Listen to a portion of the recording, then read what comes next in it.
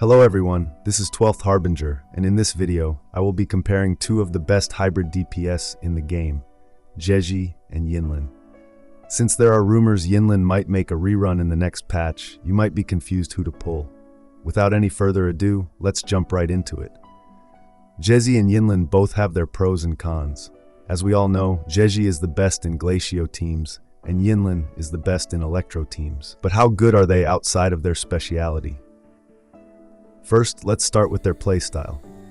Yinlin is the hardest to play optimally due to her strict rotations to get access to her coordinated hits, but she is not reliant on her liberation. Yinlin also has a quick swappy type of playstyle, as you can swap cancel most of her hits, which some people might not like. On the other hand, Zhezhi is relatively easier to play once you learn her primary combos. Zhezhi can optionally fight airborne, invalidating some boss mechanics and also keeping her safe. She can get access to her coordinated hits very easily, but she is liberation reliant unlike Yinlin. However, she doesn't have swap cancel techs, which reduces her synergy with some characters who may prefer to swap constantly. Next, the biggest concern will be their damage. In this category, Yinlin takes the crown.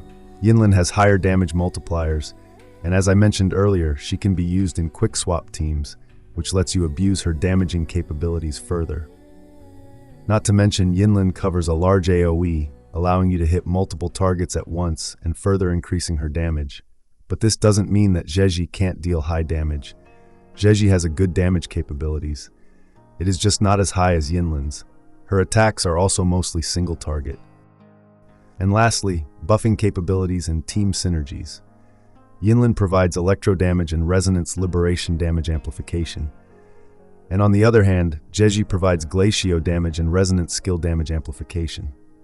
Aside from this, Zhezhi also provides resonance energy restoration, which is amazing when paired with energy-hungry characters. As of now, we have better Electro DPS than Glacio DPS characters, and the only Glacio DPS is not that impressive. But outside of these characters, how much synergy do they have with others? The current best DPS in the game, Zhezhi, works really well with both of these characters, as she benefits from coordinated hits. However, Zhezhi becomes a better support for Zhezhi, as she is easier to play and can give resonance skill damage amplification, which is much needed for Zhezhi, as 75% of her damage is considered as resonance skill damage. Aside from this, Zhezhi can also provide resonance energy.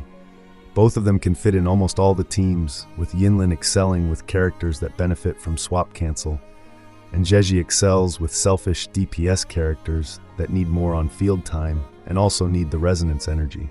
The free 5-star DPS that we will get in the second half, Xiangliao, is better used with Yinlin, as she can buff electro and liberation damage, which are his primary sources of damage. So, if you wish to go for a simple and easy playstyle, Zhezhi is the one for you. Yinlin is better if you enjoy quick swap playstyle and mostly main electro DPS characters. She also has higher damage potential. If you have already pulled Yinlin during her first banner, you need not pull Zhezhi, as Yinlin can get the job done. However, if you need a second hybrid DPS for your team, then Zhezhi is a great investment. And that's all for this video. I hope it was helpful. Don't forget to like and share the video and subscribe for more Wuthering Waves content. Thanks for watching.